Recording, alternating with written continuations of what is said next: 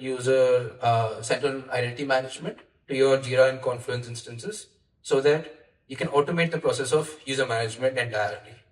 Then we will have a look at another solution which will allow you to securely share your Atlassian content with unlicensed users without having to. Maybe this leads to you not having to upgrade your license tier when you want to provide access to some, freelancers or contractors that you might bring on board to your company.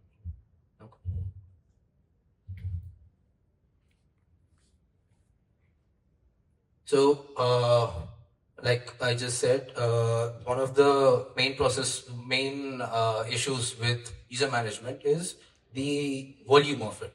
If you have a lot of users and if you have to keep continuously managing them, let's say you will receive requests from different teams about upgrading or adding them to new projects or new groups, and you have to manually go into the user management section, add them to the groups, and then let them know. This is one such request, and if you have multiple, it'll take some time, and it's a repetitive process, and it is very time consuming. Secondly, so any problems with end user access, so someone's not able to log in, someone doesn't have the right access, they raise a ticket with you as a Jira admin, then until you complete or resolve that ticket, they are stuck and they can't access the application, and you yourself are spending time making those changes while it could be automated. So if you're a growing company and you're rapidly expanding, not being able to manage users efficiently might create a bottleneck for your growth, the company's growth. So increasing the workforce will become a little more difficult because your existing users aren't able to access the very platform that they want to work on. And finally, we're all human. So the increased workload, the increased requests, having to manually go and make changes. So that will sort of introduce a little bit of an error, human error. Maybe somewhere a wrong group got assigned, someone's profile wasn't updated right. So automating it will eliminate that completely. So to start off, we will have a little overview of an incident that happened, I think sometime later last year, late 2024. So there's a large MNC which will remain unnamed for legal reasons. And what happened was they had a Jira dev instance or Jira instance which was breached by some ethical hacker group or some hacker group, and they lost thousands of end user information, end user profile data. So what happened, in their internal directory, they had a service account. Now they had used their service account at some point in time to make some or set up some integrations, but that service account was left as is. No one was using it afterwards. Ideally, it should have been deprovisioned, as in off-boarded, but it was forgotten about. The hacker group somehow got access to those credentials, and then using the REST endpoints that Atlassian provides, they were easily able to query all the user information from the Jira database. So this is just this is a cautionary tale, I would say, about not being able to manage or not managing your users or licenses effectively, and you need to have a constant eye on your licensed users. What accounts are in use, what aren't in use. So we'll have a look in the next slide how you can manage this. So the first level of user management obviously comes in locally managing the users in your internal directory. Now the vanilla user management UI that Atlassian provides, performing mass operations there can be a little tedious because you need to query or search for each user individually and then update their details, add a group for access, and then do the same for the next user, so on and so forth.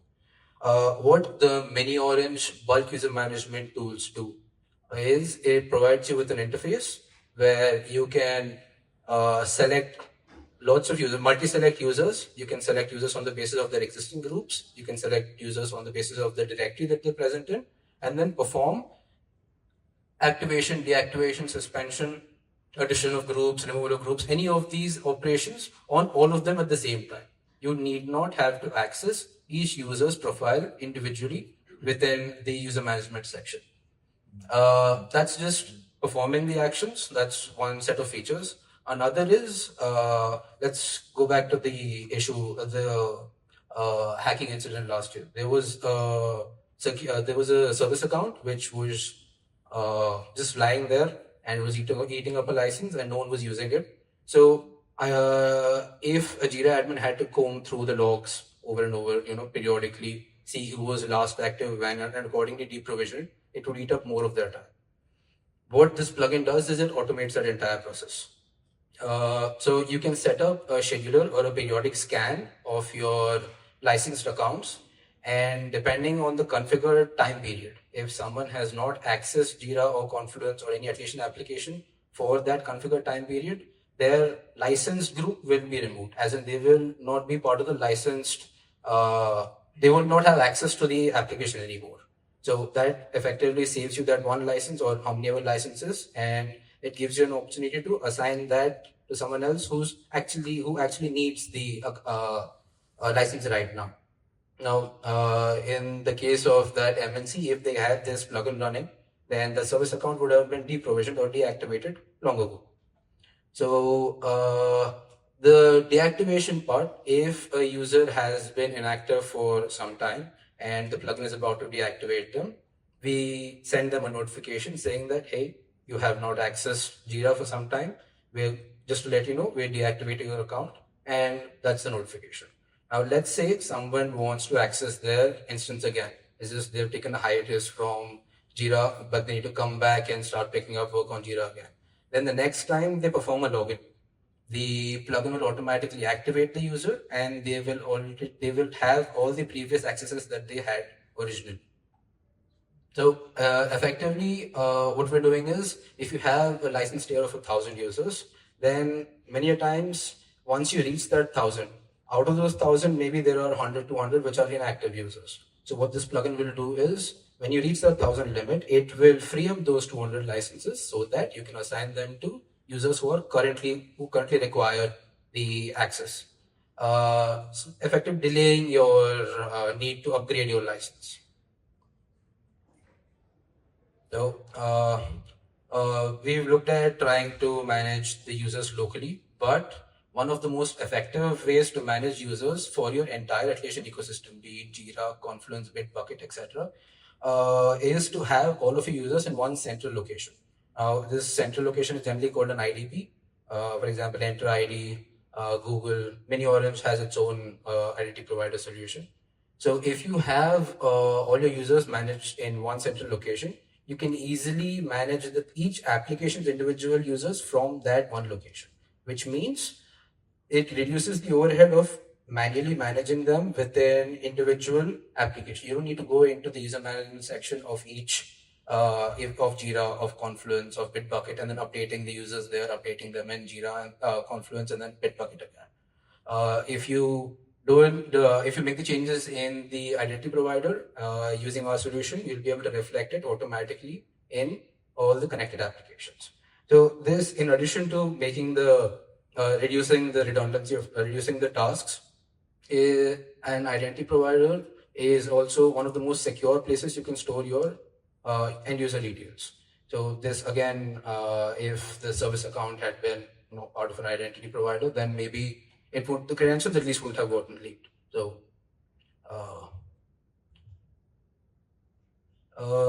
next we'll have a look at trying to connect the identity provider to your individual application. So when I say connect, I mean trying to bring, like I said, synchronize all of your users from the identity provider into their individual applications.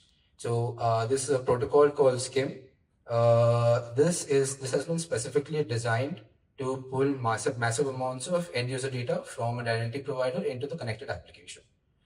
Using the miniOrange user sync SCIM tools, you will simply just connect your Enter ID application to Jira, to Confluence, and to Bitbucket. And using the SCIM protocol, we will pull all the user information from their into the applications, and look, you won't have to go into each application to add users or update users. Now, this can be on a click or schedule. Let's say like you make some change to someone's access in the identity provider, and you need that to be reflected in Jira. Their access has been updated. They have been added to a new project, which means they've been added to a new group, and that needs to be present in Jira for when they log in, so that they have access to the project. So once you make the change in the identity provider, a periodic scheduled trigger or a scheduled process will be triggered by the plugin, which will automatically pull the updated user details from the IDP into Jira. This is a scheduled thing, so you can schedule it as per your requirement. How frequently are your in-user details updated? How frequently are they accessed? You can set the schedule time accordingly. And so is like I mentioned, if you're managing users locally, you will have to go, if you're using the previous, you'll have to go into each individual application and then manage them. This reduces the overhead of that redundant task, repetitive task, and you can just go ahead and make the changes in the central location, and the plugin will do the rest and pull all the details into your applications.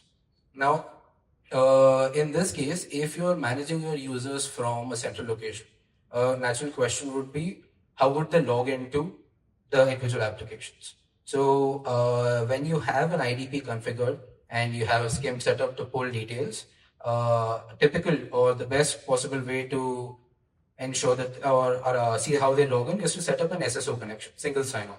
So if you have an IDP, then you make a single sign-on connection, you make a SCIM connection. If the users want to log in, they will use their identity provider credentials, log in, and all the user information will be pulled behind the scenes. So there is two different synchronizations happening here. At the time of SSO, user details are pulled anyway, they're updated. And let's say if someone has not logged in, but you still need their details to be synced into Jira, even if they're not logged in. Then SCIM, this miniOrange user sync plugin will do it behind the scenes. So having both of them together, you will ensure that your Jira application, Confluence application will always have the latest up-to-date user information and access privilege information.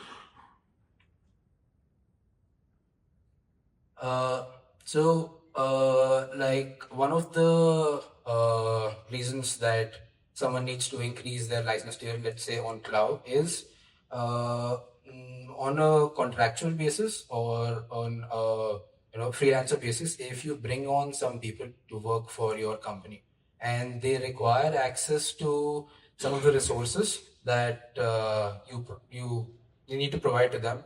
So in order for them to have access to that data, you need to create a licensed user for them, which means you need to buy that extra license. What we provide using the external shared tools is you need not have to increase your license tier. You can simply install this plugin. It will you can choose what content you want to share. It will create a password protected link, and you will be able to send that link, or the plugin will send that link in a notification to the subject, to the person that you need to share the content to. Now this link, it's password protected, like I said, and you can also ensure, assign what privileges these users can do. So let's say someone needs to make edits to a page, but you don't want to give them a license. So you configure that within the plugin, and then when you send that link, any edits they make in the interface that they see will be automatically saved in the actual content, in the actual Confluence page or Jira page. So for an example, if I have just onboarded a team of freelancers, I have some Jira issues that I need to share with them, then I will create a list of links, or I'll create some password protected links. I will share these links with them. They will access the content from there, and if only two of them need read-only, then the links will be configured as such. And if anyone else needs to make edits, then there's a group-based rule that they can configure within the plugin, which will allow just those people, the people present in that group, to have edit access to the content. So ultimately, you don't need to increase your license tier. You can simply use the external share plugin and maybe just generate the links and then share it with your audience. So going over, so we'll have a look at all the different levels that we've just covered. So the very basic level is to manage users locally. What this does is it will free up your licenses locally. It will ensure that the license tier that you currently have is utilized to its maximum extent before you have to take a decision to increase your license tier.